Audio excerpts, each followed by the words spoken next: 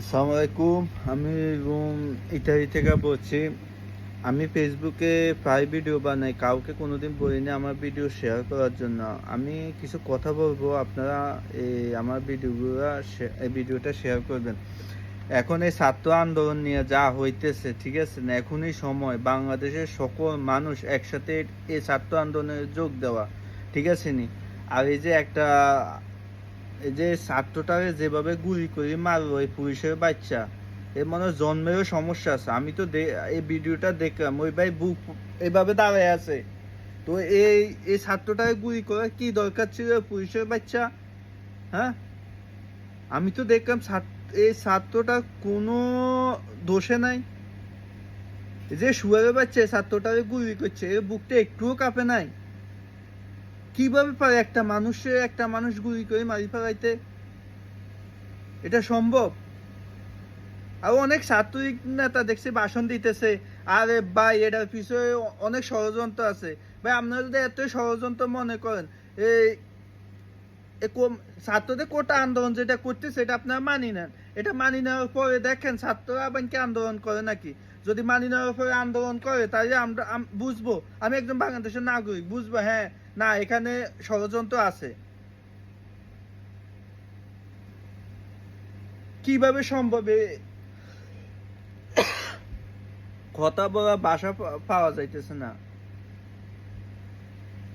কিভাবে সম্ভব একজনটা এভাবে পিটি মারিয়া যায়? একটা নিষ্পাপ মানুষ এভাবে গুলি করে মারি ফেলাইছে। যে পুলিশে কাজ করছে এর মধ্যে মনুষ্যত্বও নেই। আরে জন্মেরও সমস্যা আছে আমার মনে হয়। তা কিভাবে ছেলেটাকে গুলি করে দিবে? সেটা তো বুক পাতি দাঁড়ায় আছে। আরে ছাত্ররা যে আন্দোলন করতেছে এটা কি? আরে ভাই মুক্তিযুদ্ধ করছি বুঝছি, তা আমার মুক্তিযোদ্ধা আমাদের দেশ স্বাধীন করছে বুঝছি, তো তাদের তো আমরা রেসপেক্ট করি, তাদের ছেলেদের আপনি কোটা দেন, ওকে।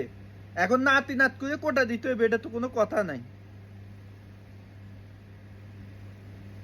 বাংলাদেশে এখনো ইউনিভার্সিটি পাস করে লাখ লাখ লাখ লাখ পোলাপাইন বেকার।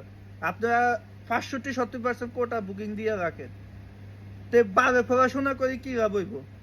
পড়াশোনা করিয়া কেউ রিক্সা চালায়, তারপর কেউ চাকরি পায় না।